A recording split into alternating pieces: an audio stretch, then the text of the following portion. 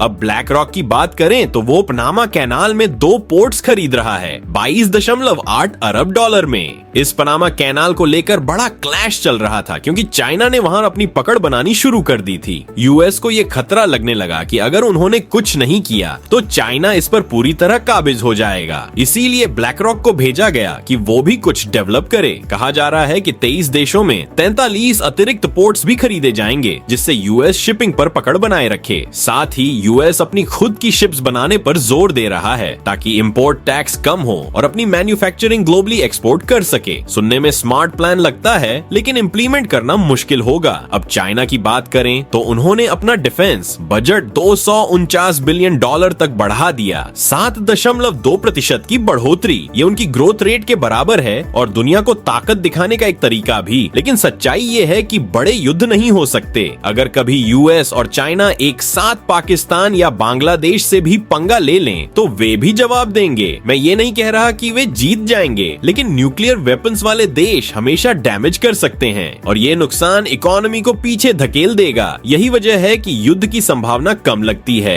क्योंकि इकोनॉमी बर्बाद होगी। अब टिकटॉक की बात करें तो उसकी वैल्यूएशन 11% बढ़ी है और एक साल में 315 अरब डॉलर तक पहुंच गई। यूएस की पेरेंट कंपनी ने एम्प्लॉय शेयर रीपर्चेस प्रोग्राम भी लॉन्च कर दिया है जिससे कंपनी का कंट्रोल और मजबूत होगा। जो भी ईएसओपी दिए गए थे या एम्प्लॉइज को शेयर मिले थे, अब टिकटॉक उन्हें वापस खरीद रहा है। यूएस में टिकटॉक के एम्प्लॉइज काफी समय से टेंशन में थे, ऐप चलेगी या बैन होगी, नौकरी बचेगी या नहीं। अब टिकटॉक उन्हें होप दे रहा है, अपने शेयर हमें दो, पैसा बनाओ, बाकी बाद में देखेंगे। यूएस गवर्नमेंट चाहती है कि टिकटॉक किसी अमेरिकी कंपनी को बेचा जाए। पहले खबरें थीं कि गवर्नमेंट खुद खरीद सकती है, फिर कहा गया कि कोई बड़ा प्लेयर खरीदेगा। अब इंडिया की बात करें तो अडानी विल्मर टॉप्स ब्रांड को खरीद सकती है। टॉप्स हमारे बचपन का आइकॉनिक ब्रांड। घर में टॉप्स की जैम और सॉस तो आती ही थी, लेकिन अब मार्केट में कंपटीशन बहुत बढ़ गया है। टॉप्स अब भी 15% की ग्रोथ दिखा रहा है। FY24 में 386 करोड़ तक पहुंचा, लेकिन वो पुरानी वाली मार्केट लीडर फील अब नहीं रही। केचप्स और अचार के मार्केट में इतने ऑप्शंस आ गए हैं कि अब ब्रांड को दोबारा मजबूत बनाना अडानी के लिए चैलेंज होगा।